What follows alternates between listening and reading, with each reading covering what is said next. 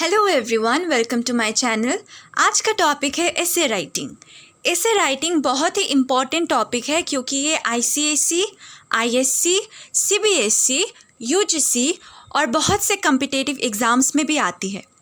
तो without wasting much time let's get started. सबसे पहले हम देखेंगे एसे वर्ड का मतलब क्या है।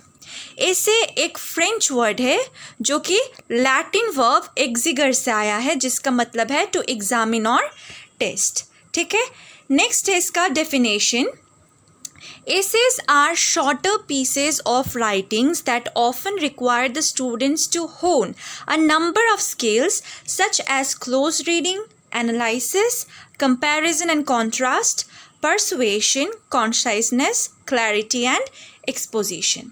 तो ऐसे एक छोटे पीस का राइटिंग है, ठीक है, जो कि स्टूडेंट्स को लिखना होता है। एक स्टूडेंट को ऐसे लिखने के लिए कुछ स्किल्स उसमें रहना ज़रूरी है। क्या क्या स्किल्स? क्लोज रीडिंग, किसी चीज़ को अच्छे से पढ़ने का स्किल। एनालिसिस, उसे समझने का स्किल। कंपैरिजन एंड कॉन्ट्रास्ट, मतलब किसी चीज़ को कंपेयर करने का, उसे डिफ्रेंशिएट करने का स्किल। परसुएशन, रीडर्स जो कि उसके ऐसे को पढ़ेंगे उनको परसिस्ट करना कि जो भी वो लिख रहे हैं उन्हें बिलीव करने में, उन्हें इंटरेस्ट लाने में परसिस्ट करना, ये भी एक स्किल है जो कि हर स्टूडेंट में होना चाहिए। नेक्स्ट है कॉन्साइजनेस, मतलब बहुत शॉर्ट, ठीक है, टू द पॉइंट शॉर्ट लिखना है। क्लैरिटी, मतलब क्लियर रहना है, जो भी मैसेज वो देना चाहते हैं वो क्लियर हो। नेक्स्ट है एक्सपोजिशन, मतलब जो भी वो लिख रहे हो उन्हें कॉम्प्रिहेंसिव वे में लिखना, मतलब डिटेल्स में डिस्क्राइब करके लिखना। ठीक है, नेक्स्ट आता है हमारा पर्पस। अभी ऐसे लिखने का क्या पर्पस है? To encourage students to develop ideas and concepts in their writing with the direction of little more than their own thoughts। तो क्या है उन लोगों का मेन मोटिव जो कि ये ऐसे लिखते हैं कि स्टूडेंट्स में आइडिया डेवलप हो, कॉन्सेप्ट क्लियर हो राइटिंग का। ठीक है, और क्या इम्पॉर्टेंट है कि स्टूडेंट्स के थॉट्स वंडर ना करें। वंडर मतलब स्टूडेंट का दिमाग, स्टूडेंट का फोकस स्टिक रहे। ठीक है, जो भी वो लिख रहे हैं उसमें स्टिक रहे, टू द पॉइंट लिखे, कॉन्साइज लिखे और ना भटके, उनके थॉट्स ना भटके। अगर थॉट्स भटकेंगे तो वो आउट ऑफ द पॉइंट भी लिखेंगे, लेंदी हो जाएगा पेपर, अनइंटरेस्टिंग या बोरिंग भी लगेगा रीडर को। और इन दिस वे वो राइटिंग, वो पीस ऑफ राइटिंग जो भी हो, ऐसे जो भी हो, वो पसंदीदार नहीं होगा। ठीक है, नेक्स्ट क्या है? नेक्स्ट है टाइप्स ऑफ एसे। अब एक क्या टाइप्स है? एसे के 4 टाइप्स है। फर्स्ट है एक्सपोजिटरी एसेस, नेक्स्ट है डिस्क्रिप्टिव एसेस, फिर है नरेटिव एसेस, लास्ट में है आर्ग्यूमेंटेटिव और परसुएसिव एसेस। तो इस वीडियो में हम 2 एसेस के बारे में डिस्कस करेंगे। फर्स्ट है एक्सपोजिटरी, नेक्स्ट है डिस्क्रिप्टिव। ठीक है, और नेक्स्ट वीडियो में हम नैरेटिव एंड आर्ग्यूमेंटेटिव के बारे में डिस्कस करेंगे। तो चलिए, फर्स्ट है expository essay. Expository essay is a genre of essay that requires the student to investigate an idea, evaluate evidence, expound on the idea and set forth an argument concerning that idea in a clear and concise manner। ठीक है, तो क्या चाहिए एक expository एसे को लिखने के लिए? क्या क्या क्वालिटीज़ चाहिए? पहले तो एक स्टूडेंट को जो भी वो लिखने वाला है, जिस भी क्वेश्चन के ऊपर वो एक्सपोजिटरी एसे लिखने वाला है, उसके ऊपर अच्छे से इन्वेस्टिगेट करना है, मतलब उसके सोर्सेस, उसके इंफॉर्मेशंस गैदर करने हैं।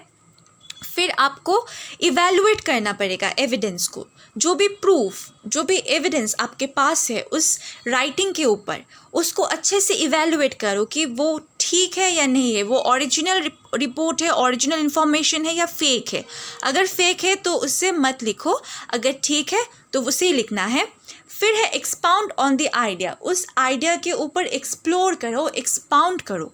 नेक्स्ट है and set forth an argument concerning that idea in a clear and concise manner। इसके बाद रीडर्स के सामने एक आर्ग्यूमेंट रखना है। ठीक है, क्लियर एंड कॉन्साइज। कॉन्साइज मतलब एकदम टू द पॉइंट, शॉर्ट में आपको अपना आर्ग्यूमेंट प्रेजेंट करना है रीडर्स के सामने। This can be accomplished through comparison and contrast. अभी इन सब चीज़ों को करने के लिए क्या वेज है? फर्स्ट है कॉन्ट्रास्ट, कंपेयर एंड कॉन्ट्रास्ट करना, नेक्स्ट है डेफिनेशन देना, फिर एग्जाम्पल देना, फिर एनालिसिस करना, फिर कॉज एंड इफ़ेक्ट। अगर ये चीज़ें, अगर ये एलिमेंट्स आपके राइटिंग में हो तो आपका एसे, एक्सपोजिटरी एसे एक स्ट्रॉन्ग एसे कहलाएगा, क्योंकि वो one of the best piece of writing माना जाएगा। और comparison and contrast, definition, example, analysis, cause and effect देने से रीडर्स का भी जो इंटरेस्ट है, जो अटेंशन है, वो टू द पॉइंट स्टिक रहेगा, वो इंटरेस्ट गैदर करेंगे। तो अब आता है एक्सपोजिटरी एसे का structure. First and foremost thing is, एक एक्सपोजिटरी एसे का clear, concise and defined thesis statement रहता है, जो कि फर्स्ट पैराग्राफ में लिखा जाता है इस एसे का। अब थीसिस स्टेटमेंट क्या है? थीसिस स्टेटमेंट एक ऐसा स्टेटमेंट है जो कि 1 to 2 लाइन का होता है, या तो ये स्टेटमेंट के रूप में होता है, मतलब लास्ट में फुल स्टॉप बैठता है, या फिर क्वेश्चन के रूप में, लास्ट में क्वेश्चन मार्क के साथ। ज़्यादातर स्टूडेंट्स क्वेश्चन रूप में या फिर क्वेश्चन फॉर्म में थीसिस स्टेटमेंट लिखते हैं, क्योंकि वो ज़्यादा इम्पैक्ट फैलाता है रीडर्स के माइंड में। क्योंकि आप जब किसी को क्वेश्चन थ्रो करते हो वेरी बिगिनिंग, तो वो एक रीडर का अटेंशन ग्रैब करने में बहुत ही ज़्यादा सहायता करता है, क्योंकि रीडर को एक्सप्लोर करने का, रीडर को जानने का क्यूरियोसिटी रहता है, और जब किसी चीज़ में क्यूरियोसिटी हो तो वो अटेंशन के साथ, इंटरेस्ट के साथ उस पीस ऑफ राइटिंग को पढ़ता है। ठीक है, फर्स्ट एंड फॉरमोस्ट ये चीज़ है। नेक्स्ट क्या है? नेक्स्ट है clear and logical transitions between the introduction, body and conclusion. अब एक क्लियर एंड लॉजिकल ट्रांजिशन का मतलब क्या है? जो एडिट करते हो वीडियोस, आपको पता है कि ट्रांजिशन एक स्मूथ इंटरफेस या फिर एक smooth change from one two another होता है। यहाँ पे इंट्रोडक्शन, बॉडी और कंक्लूशन के बीच में एक क्लियर और स्मूथ ट्रांजिशन रखना बहुत ज़रूरी है। अगर आप वेरी स्टिफ ट्रांजिशन रखते हो तो फिर वो फ्लक्चुएट करेगा रीडर के अटेंशन में। जैसे कि मान लो अगर आप इंट्रोडक्शन में कुछ ऐसा लिखते हो जो कि आपके बॉडी से बिल्कुल डिफरेंट है, इंट्रोडक्शन ख़त्म होने के साथ साथ अगर आप बॉडी पढ़ना स्टार्ट करोगे तो बिल्कुल दूसरे फेज़ में या फिर दूसरे ट्रैक में चले जाएगा रीडर का अटेंशन, तो फिर वो फ्लक्चुएट करने लगेगा। अटेंशन फ्लक्चुएट करने से पीस ऑफ राइटिंग बोरिंग लगने लगेगा, या फिर उनको ये एम्बिगुअस लगेगा, अनक्लियर लगेगा। ठीक है, तो स्मूथ एंडिंग बहुत इंपॉर्टेंट है। Smooth ending of the introduction, smooth beginning of the body and smooth ending of the body and smooth beginning of the conclusion, ये बहुत ही इंपॉर्टेंट है।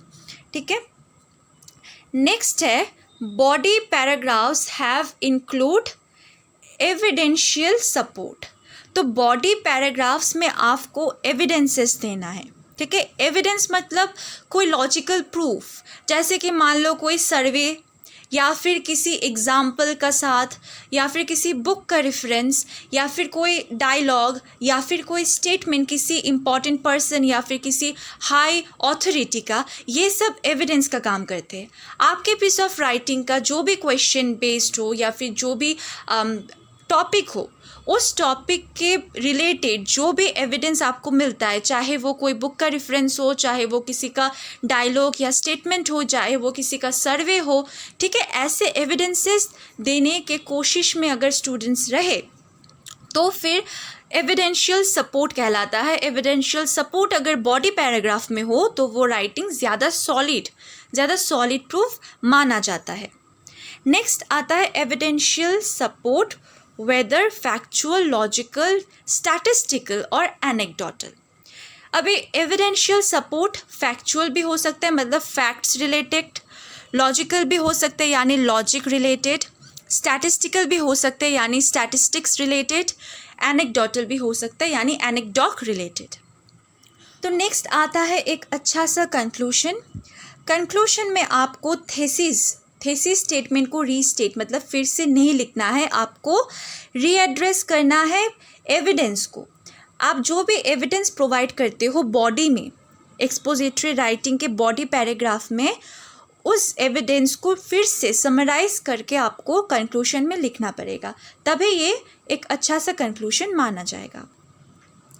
अभी नेक्स्ट है एग्जाम्पल्स ऑफ एक्सपोजिटरी राइटिंग। अगर मैं example नहीं देती तो आपको ठीक से समझ में नहीं आता कि कौन से राइटिंग को आप एक्सपोजिटरी राइटिंग कह सकते हो।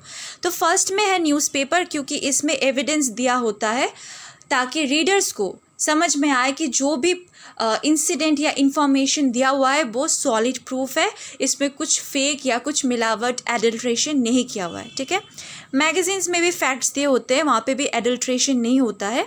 ऑनलाइन व्लॉग्स में भी बहुत से लॉजिकल व्लॉग्स होते हैं, फैक्चुअल व्लॉग्स होते हैं, ताकि जो भी रीडर हो, जो भी व्यूअर हो, उसको समझ में आए, उसका एडवांटेज हो। नेक्स्ट है इंस्ट्रक्शन मैनुअल। किसी भी प्रोडक्ट का इंस्ट्रक्शन मैनुअल अगर आप देखेंगे तो वहाँ पे डायरेक्शन दिया होता है कि आपको उस प्रोडक्ट को कैसे यूज़ करना है। सपोज़ आप अगर चिमनी सेट करते हो तो चिमनी के साथ एक इंस्ट्रक्शन मैनुअल आता है। उस मैनुअल में लिखा होता है कि चिमनी कैसे सेट करना है, चिमनी के क्या क्या प्रॉपर्टीज़ है और चिमनी के क्या क्या uses, benefits, this and that है। ठीक है, तो वहाँ पे भी डायरेक्शंस, फैक्ट्स या फिर एविडेंस दिया होता है, तो इसीलिए वो भी एक एक्सपोजिटरी राइटिंग है। नेक्स्ट है रेसिपी बुक, क्योंकि रेसिपी बुक में भी आपको फैक्ट्स दिए होते हैं, स्टेप बाय स्टेप सब कुछ अच्छे से सजाया हुआ होता है ताकि रीडर्स को समझ में आए। और होता है डिस्क्रिप्टिव एसे। ये बहुत ही कॉमन टाइप का एसे है और ये बहुत से स्कूल स्टूडेंट्स को भी अच्छे से पता है कि डिस्क्रिप्टिव एसे क्या होता है। Descriptive essay is a genre of essay that asks the student to describe something। अभी क्या डिस्क्राइब करना होता है, वहाँ पे आपको ऑब्जेक्ट डिस्क्राइब करना हो सकता है, किसी पर्सन के बारे में डिस्क्राइब होना पड़ सकता है, प्लेस के बारे में भी हो सकता है, एक्सपीरियंस के बारे में हो सकता है, इमोशन, सिचुएशन एक्सेट्रा। अभी इस जॉनरा का क्या बेनिफिट है? This genre encourage the students ability to create a written account of a particular experience. ठीक है, एक स्टूडेंट क्या कर सकता है, अपने एक्सपीरियंस को थ्रू वर्ड्स कन्वे कर सकता है, डिस्क्राइब कर सकता है। ठीक है, तो it gives air to imagination of students. फिर क्या आता है, this genre allows for a great deal of artistic freedom. क्यों? क्योंकि the goal of which is to paint an image that is vivid and moving in the minds of the readers. तो फिर बहुत artistic freedom मिलता है एक student को, क्योंकि यहाँ पे आपको कोई फैक्ट्स नहीं देना है, आपको सिर्फ अपने आर्टिस्टिक फ्रीडम को यूज़ करके किसी ऐसे चीज़ के ऊपर लिखना है एक एसे जो दिया हुआ है क्वेश्चन में। डिस्क्रिप्टिव एसे में क्लियर एंड कॉन्साइज लैंग्वेज होता है। फर्स्ट क्या है, नेक्स्ट है use of vivid language. Why use horse when you can choose stallion? Why not use tempestuous instead of violent? और why not miserly in place of chief? यहाँ पे एक ही message दिया हुआ है कि जब आपको रिच वोकैबुलरी का ज्ञान है, जब आपको एक वर्ड के बहुत से सिनोनिम्स का पता है, तो आप क्यों ना सिनोनिम्स को यूज़ कीजिए। इससे आपका पीस ऑफ राइटिंग और भी ज़्यादा अपीलिंग लगेगा, रीडर को इंटरेस्टिंग लगेगा और रीडर को समझ में आएगा कि जो भी राइटर है वो बहुत ही अच्छा वेल एजुकेटेड राइटर है, उसको एक्सपीरियंस है ऐसे लिखना है। Use your senses. Remember, if you are describing something, you need to be appealing to the senses of the reader। तो आपको ऐसे वर्ड्स का यूज़ करना है जो कि रीडर के सेंसेस को प्रोवोक करे, सेंसेस को टच कर जाए, ताकि रीडर और भी ज़्यादा इंटरेस्ट ले आपके राइटिंग में। अब क्या क्या सेंसेस है? Sense of smell, sense of touch, sense of sight, taste and sense of hear. ठीक है, तो ये सब सेंसेस को अगर छू जाए, किसी रीडर के सेंसेस को अगर आपका राइटिंग छू जाए, तो वो एक अच्छा राइटिंग कहलाता है। नेक्स्ट है what were you thinking. If you can describe emotions or feelings related to your topic, you will connect with the reader on a deeper level। तो आप क्या सोच रहे थे, क्या सोचकर आपने ये पीस ऑफ राइटिंग लिखी है, ये ऐसे लिखी है, अगर आप उसे अच्छे से समझा सकते हैं रीडर को, तभी आपका रीडर आपको समझेगा, आपके साथ उसका एक मेंटल कनेक्शन भी जुड़ सकता है। ठीक है, डीपर लेवल तक कनेक्ट कर सकते हैं आप दोनों। तो ये भी बहुत इंपॉर्टेंट है कि आप क्या सोच रहे हो, आपकी थिंकिंग भी आपके वर्ड्स के थ्रू कन्वे हो जाए। नेक्स्ट क्या आता है, leave the reader with a clear impression. Clear impression देना है रीडर को, किसी भी ऐसे कॉम्प्लेक्स सिचुएशन में, परप्लेक्स्ड सिचुएशन में, कंफ्यूजन में नहीं रखना है जिसकी वजह से रीडर को इंटरेस्ट ना आए आपकी पीस ऑफ राइटिंग पढ़ने के बाद, या फिर वो बहुत सारे डिलेमास में हो कि क्या कन्वे करना चाहते हैं आप, आपका मैसेज क्या है, थीम क्या है, आप क्या समझाना चाहते हो। ठीक है। नेक्स्ट है बी ऑर्गेनाइज्ड। आपको बहुत ही ऑर्गेनाइज्ड वे में अपना एसे लिखना है। ठीक है। ऐसा नहीं कि आपने इंट्रोडक्शन पार्ट बॉडी में लिख दिया, बॉडी पार्ट कंक्लूजन में, कंक्लूजन भी आप अच्छे से नहीं लिख रहे हो, तो फिर आपका जो रिटन पीस ऑफ राइटिंग है वो अच्छा नहीं दिखेगा, वेल ऑर्गेनाइज्ड नहीं दिखेगा, और इस वे फ्लक्चुएशंस की वजह से रीडर को भी इंटरेस्ट नहीं आएगा आपका पीस ऑफ राइटिंग पढ़ने के बाद। ठीक है। आपका पीस ऑफ राइटिंग होना चाहिए ईजी फर्स्ट ऑफ ऑल, फिर होना चाहिए ऑर्गेनाइज्ड एंड लॉजिकल डिस्क्रिप्शंस भी उसमें होना चाहिए। नेक्स्ट है एग्जाम्पल्स ऑफ डिस्क्रिप्टिव एसे। अभी क्या क्या एग्जाम्पल है। फर्स्ट तो है पोइट्री में भी आप बहुत से ऐसे वर्ड्स का यूज़ करते जो कि आपके सेंसेस को अपील करता है, sense of touch, smell, taste, hear, sight. ठीक है। तो पोइट्री होगी एक डिस्क्रिप्टिव एसे। ट्रैवल राइटिंग में भी आप जब किसी जगह ट्रैवल करते हो तो आप अपने एसे में लिखते हो कि जगह का नाम क्या है, आपने उस जगह में क्या क्या एक्सप्लोर किया है, वहाँ का सीनरी। ठीक है। सीनरी क्या करता है, आपके साइट के सेंस को टच कर जाता है। फिर आप बोलते हो कि वहाँ पे कौन से फ्लावर्स के कैसे स्वीट स्मेल्स थे, फ्रेगरेंस कैसा था, या फिर कैसा फाउल स्मेल था वैसे स्लम एरिया का, तो वो टच कर जाता है आपका सेंस ऑफ स्मेल को। नेक्स्ट क्या होता है, नेक्स्ट होता है सेंस ऑफ टच। आपने क्या क्या फूड आइटम्स वहाँ पे एक्सपीरियंस किए, टेस्ट किए, और वो कितने डिलीशियस थे, सॉफ्ट, जूसी, क्रंची, क्रिस्पी। ये सब चीज़ें रीडर के सेंस ऑफ टेस्ट को टच कर जाता है। नेक्स्ट क्या है, सेंस ऑफ हियर।